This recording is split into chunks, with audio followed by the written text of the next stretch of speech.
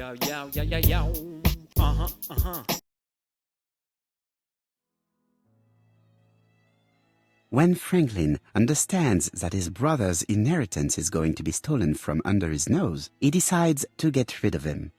In order not to be considered as a suspect, he has the idea of including the murder as part of a series that the police will put down to a madman. Franklin uses Sir Carmichael's medical records to choose his victims as well as the ideal suspect, Alexander Bonaparte Cust, who was seriously wounded in the war and suffers from bouts of amnesia. Franklin writes the letters he will send me before each murder on his own typewriter in advance. He contacts Cust by letter and offers him a job. Cust is convinced that he is working for a hosiery company.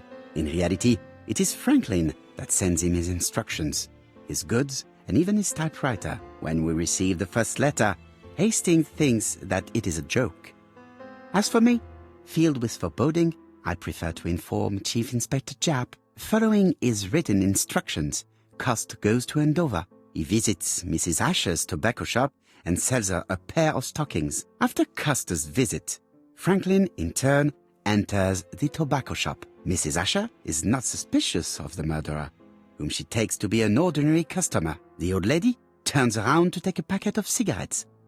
She is beaten to death. We investigate the first murder with Hastings. No suspect has a motive. A few weeks later, we receive a second letter signed ABC. Chief Inspector Japp is informed. The victim's name should start with the letter B. Alexander Bonaparte Cust goes to Bexhill. He sells Mrs. Barnard a pair of stockings. Betty Barnard leaves her work. She's dressed to go out. The young woman is strangled on the beach. Betty was killed by the man who had arranged to meet her that evening, the seducer Franklin Clark. In Bexhill, Donald Fraser appears to be the perfect suspect for Betty's murder, but he has no connection with Mrs. Asher. 5 days after the Bexhill murder, Cust goes to Churston for his work. In the afternoon, Sauergret turns away a stocking seller. After dinner, Sir Carmichael Clark takes his usual walk. His brother waits for him, hidden behind a bush. The murderer leaps out from his hiding place and cuts Sir Clark's throat. The third letter arrived late. Franklin deliberately wrote a wrong address. In Churston, Thorogray and Franklin Clark are the main suspects. Back in London, Cust is seized by violent coughing fit and brings up blood. He stains his shirt, which later frightens his landlady. We receive the final letter from ABC.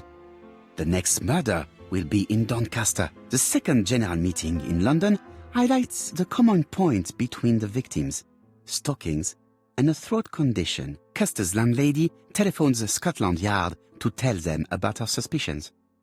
Cust is arrested shortly afterwards in Doncaster. Franklin had planned a fourth murder in Doncaster. He abandons the idea after Cust's arrest. Cust confesses to the crimes he did not commit. He's an easy culprit. Too easy. Franklin Clark is unmasked. He is the true culprit and the man who manipulated Cust. And there we have it. Another case solved by Hercule Poirot.